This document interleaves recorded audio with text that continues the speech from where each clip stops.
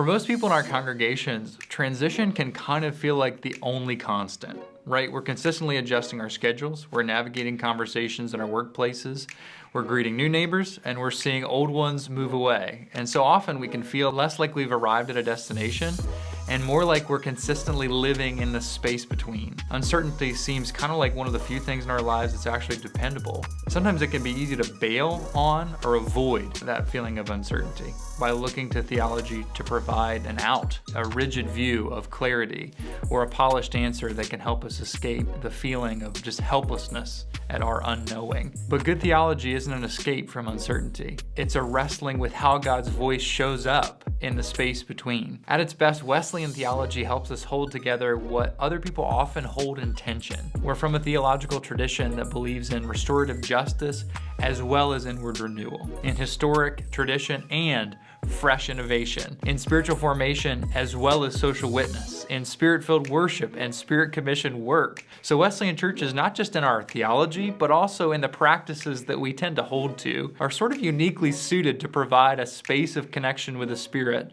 for those of us who feel in between. Since John and Charles Wesley's ministry in England, our faith tradition has been nimble enough to find fresh expressions of church over and over again, from field preaching to retreat centers to band meetings to digital meetings to micro churches. Wesleyans have been deeply involved in harmonizing the structure of our ministries with the literal needs of our communities. I'm Ethan Linder, and over the past several years, I've been engaging in conversations with people who are wondering what it means for our distinct Wesleyan history, tradition, and practices to be ported forward into the ways that the church will continue to change and grow and be faithful in our day, in our time, and in our cultural space. And so in months ahead, these Wesleyan Distinctives will shape how we talk about God's way of animating our shared values toward effective ministry during a time where we're facing consistently more obstacles, challenges, threats, and opportunities than we have before.